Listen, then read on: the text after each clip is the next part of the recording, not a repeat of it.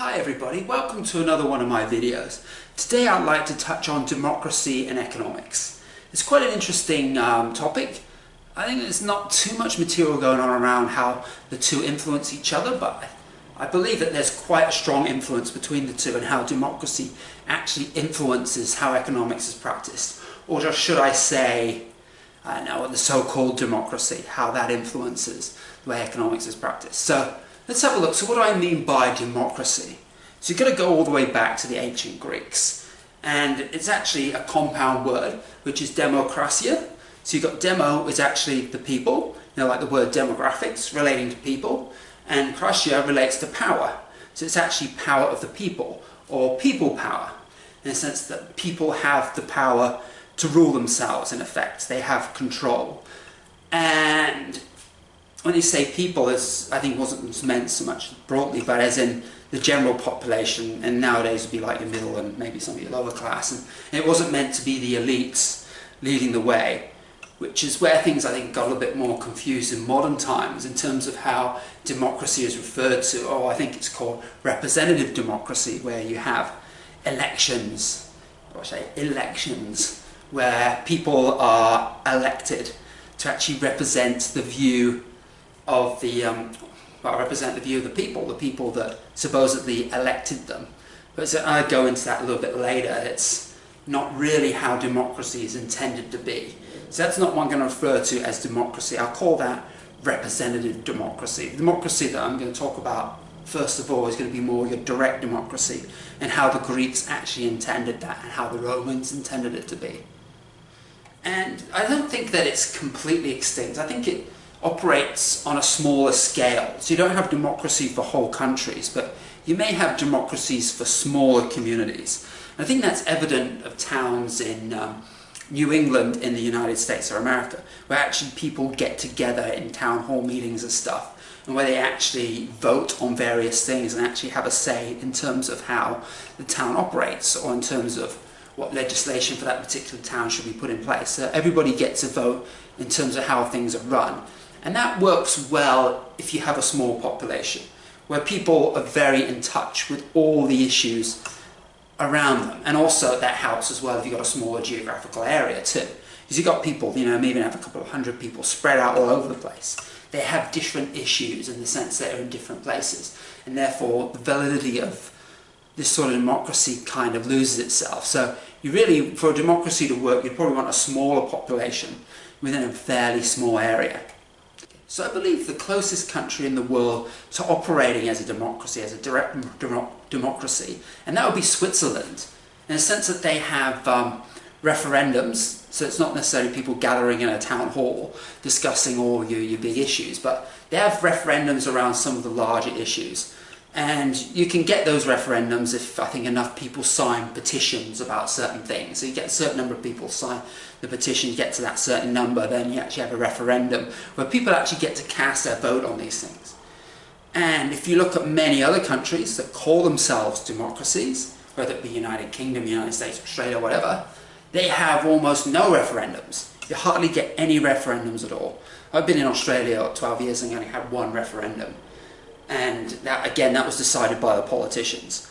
Another one was the UK with Brexit. Again, that wasn't something that was pushed by the people. It was an election promise. It was one referendum. I can't recall any other ones that they've had. So referendums are very, very rare in a lot of so-called Western democracies. So if we think of it as the major decisions are done through the people, who, gathering in town hall, signing petitions, doing referendums, you'd have a role of government, as in a representative government. I think that's more or less what the Greeks had. They had councils provided, and they would be doing the more of the day-to-day admin stuff. Or else, if people were voting on absolutely everything, you'd spend your entire day just voting on things. So there'd be the more mundane things that we have within an elected government, and the bigger issues the people would actually vote on, rather than letting the government make those decisions. That doesn't always work.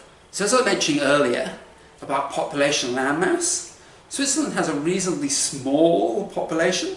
And again, you look at that, it would be fairly consistent with Athens, where they had a democracy and have a massive population. So Switzerland got about 8.4 million people, as of 2017, and it also got a fairly small landmass of about 41,200 square kilometers. So you compare that with some of your other big countries, like the United States, that has got almost 10 million square kilometers, or Australia, which is over 7.5 million square kilometers. It's a massive difference in land. People are scattered all over the place, all got lots and lots of different issues, lots and lots of various things.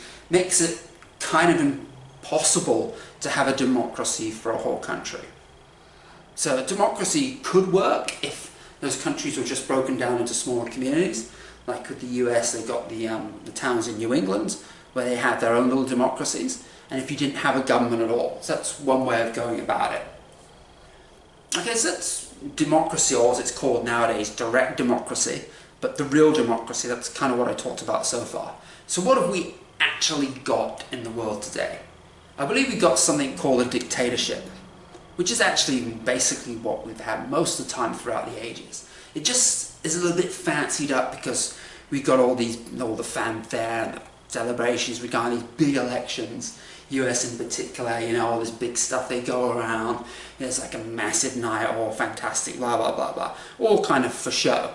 So what is a dictatorship? So let's get into that first, and why do I say these democracies are actually dictatorships? Okay, so here's the definition of dictatorship.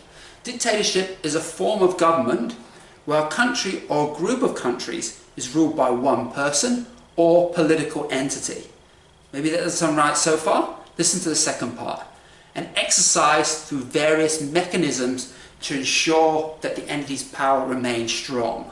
And that's what I want to get to first, actually, because all you're saying, okay, there isn't one person, we're constantly changing prime minister, constantly changing president, and so on. So that doesn't sound right, does it? What about political entity? Well, hey, we've got parties, right? Different parties. America's got Democrats, Republicans.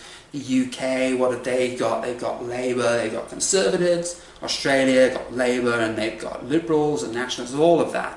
So why do I say it's just one political entity? Well, that's where it's the clever part. And that's what we've got, something known as controlled opposition.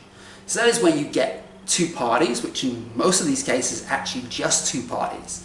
And the third party is almost non-existent. Almost any of these, you look at the third party, has got a very, very small share of the vote. Occasionally you're involved in coalitions, but most of the focus is on the two parties, and that is especially true for Australia.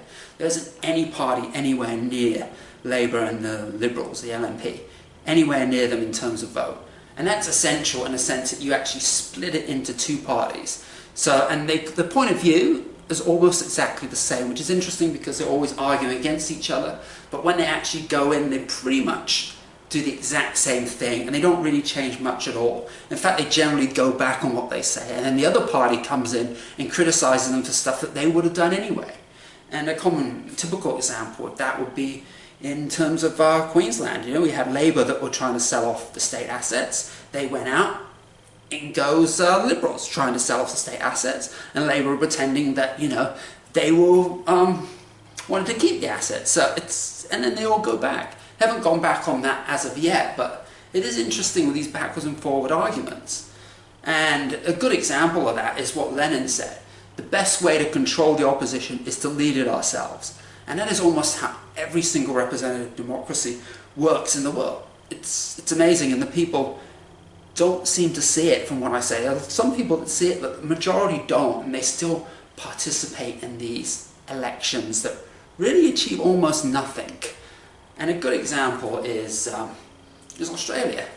So what do I mean by Australia? So for example, first off, we've had so many changes in Prime Minister that hasn't involved any election. Like we had Kevin Rudd, he was ousted, replaced by Julia Gillard. She was ousted again by Kevin Rudd. And then we go to the other party when they got in. Tony Abbott was elected, and then he was then replaced by Malcolm Turnbull. That's 3 changes of Prime Minister within the last 10 years. Maybe even less than that. That's involved no election whatsoever. But even if we do have an election, who do you vote for? We don't see their names on the paper. We have a candidate's name selected by the party and the party name. But we don't actually select who the Prime Minister is going to be. We don't select who the opposition is going to be. We don't select who the ministers are going to be. Basically, everyone with any power within the government is actually not selected by the people. Election or no election. It's a pointless exercise. So, just get on track with that. Is you just basically, you've got to just stop the lies, basically. You've got to just come clean exactly with how this actually works. So, I'm going to basically look at the problem-solving aspect. You're probably thinking, what is this guy talking about? Of course they're different. Of course they do different things. You're crazy. Well, you could be thinking that. But my example is, in terms of problem-solving, how are they differentiating themselves?